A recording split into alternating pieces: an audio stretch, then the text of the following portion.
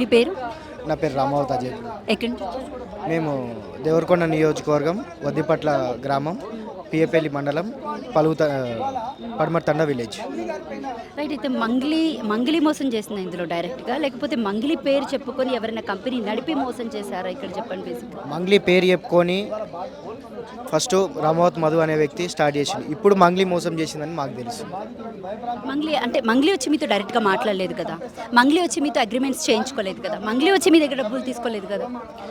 మంగ్లీ మా దగ్గర డబ్బులు తీసుకోలేదు, మాతోటి మాట్లాడలేదు. మరి రాత్రి 2 గంటలకు వాళ్ళ ఇంటికి రావడం ఏమవసరం?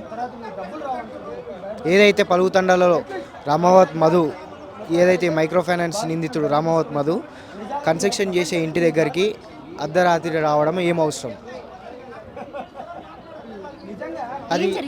ఏం జరిగింది? పోలీసులు గల తీసుకెళ్ళడానికి గల కారణాలు ఏంటి? అరెస్ట్ చేయడానికి గల కారణాలు ఏంటి? సడన్గా మళ్ళీ అడగండి. ఏం జరిగింది అసలు? అంటే సడన్గా రమావత్ మధు అనే పర్సన్ కూడా పోలీసులు అరెస్ట్ చేయడం ఏంటి?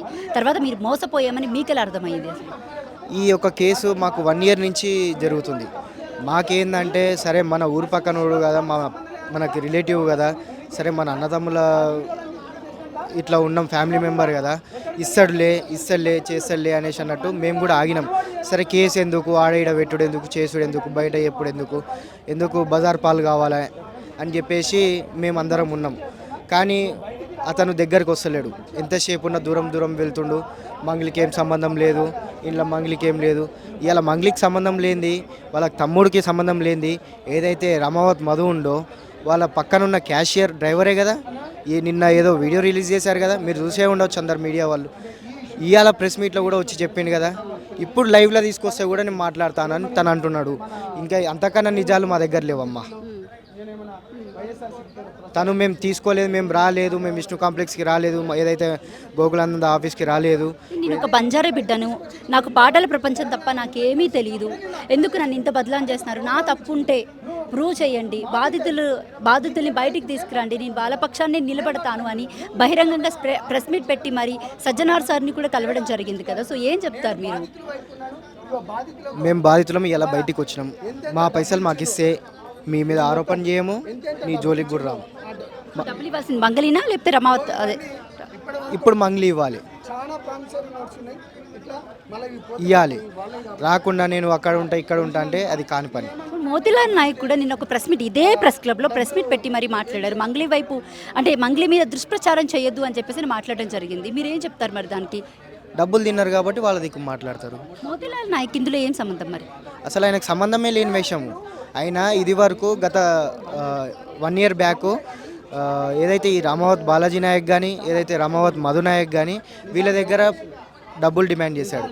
డిమాండ్ చేస్తే వాళ్ళు ఇయ్యననేసరికి అప్పుడు ప్రెస్ మీట్లు పెట్టేసరికి అది అక్కడ వరకే ఆగిపోయింది.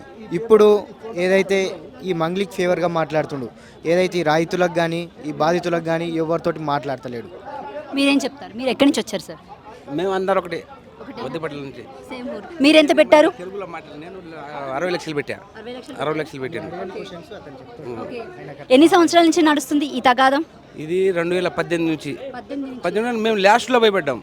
లాస్ట్ అంటే జూను 6వ నెల 18వ తారీఖు నేను ఇచ్చింది లాస్ట్లో పోయి. మిత్తి ఎంత ఇస్తా అన్నారు మీకు? 10 రూపీస్. ఇప్పుడు 10 రూపాయలు బేసిక్గా ఎక్కడైనా చూసుకుంటే ఏ ఫైనాన్స్ కంపెనీ అని ఎక్కడైనా సరే ధర్మ వడ్డీ 10 రూపాయలు అంటే ఆ ధర్మ వడ్డీకి ఆశపడి ఎవరైనా ఇస్తే అవి వస్తాయని ఎట్లా అనుకుంటారు మీరు? మనోడే అనుకొని ఇక వాళ్ళ ప్రూఫ్ తీసి బాబాయ్ నేను ఇది మొత్తం గోల్డ్ చూడు ఎట్ట చూడు మొత్తం దీంతో నీకు అంగి గుట్టిస్తున్నాడు గోల్డ్లతోటి. ఇగోది గోల్డ్ తోటి మన బావ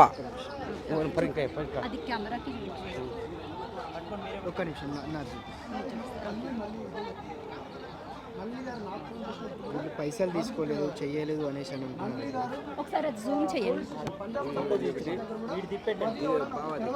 గోల్డ్ చూడు ఎంత ఈ గోల్డ్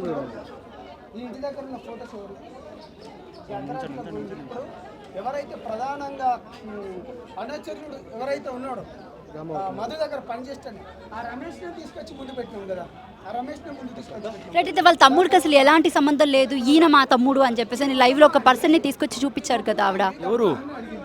మదా మంగ్లీ వాళ్ళ తమ్ముడు. నేను మంగ్లీ వాళ్ళ తమ్ముడిని చెల్లెని నేను పెళ్లి చేసుకుంటున్నా. నాతోటి సంబంధం అయింది. మీరు వాళ్ళతో ఇప్పుడు మంగళి కూడా మా సపోర్ట్ ఉంది. మన ఈ కర్నూలులో మాకు ఇప్పుడు సిమెంట్ ఫ్యాక్టరీ ఉంది. మీ డబ్బులు తెచ్చి ఇవ్వండి బాబాయ్, నేను ఇస్తా. ఇప్పుడు మంగళి మనకు సపోర్ట్ ఉంది. మనకి యూనివర్సిటీ కూడా మంచిగా ప్రాపర్టీ వస్తున్నాయి. మీరు ఇవ్వండి ఇచ్చాం నమ్మి.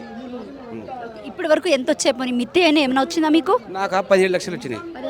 17 లక్షలు వచ్చినాయి. 60 లక్షలు ఇస్తే 17,50,000 వచ్చినాయి. మరి 60 లక్షలు అడుగుతుంటే ఏం చెప్తున్నారు మీకు? అంటే ఇస్తా బాబాయ్, లేకపోతే మన జీరాబాద్లో ప్లాట్లు ఉన్నాయి, ప్లాట్ చేపిస్తా. ప్రాపర్టీ అది షీల్డ్లో ఉన్నాయి అంటే షీల్డ్లో కూడా మేము 2-3 సార్లు రంగస్వామి కలిసాం. మేము డిఎస్పీకి కలిస్తే మీ పైసలు వస్తాయి, దాన్ని కోర్టుకేసుకోవాలి అని రంగనాథ స్వామి చెప్తే మేము కూడా అట్లా ఉన్ని ఫలాలను ఉన్నాడు. ఇప్పుడు మంగళిని మీరు ఎప్పుడైనా డైరెక్ట్గా కలిసారా? మంగళిని కలవాలి, మంగళి తమ్ముని కలిసాం. సొంత తమ్ముడిని మీరు డైరెక్ట్గా కలిసారు? నైట్ వచ్చింది. నైట్ 12కి 12-2 మా వాళ్ళ తండకి వచ్చింది. తండకు వచ్చి వాళ్ళ చెల్లెలు, వాళ్ళ మధు, ఇంకో మంగళి, ఇంకో మావాడు, ఇంకోటి బాబు అనేవాడు, ఇంకా రామదాసు, వీళ్ళ 5 వచ్చి ఫోటో కూడా దిగిన దాంట్లో ఉన్నాయిరా ఫోటోలు. మంగళి అంటే మంగళి మీ అందరితో కూడా ఫొటోస్ దిగిందంట కదా, ఆ ఫొటోస్ ఏమైనా ఉన్నాయా? మనతోటి కాదు, వాళ్ళతోటి దింగిది ఇంకోటి అదే చూపించారు కదా. అదే రైట్. ఓకే.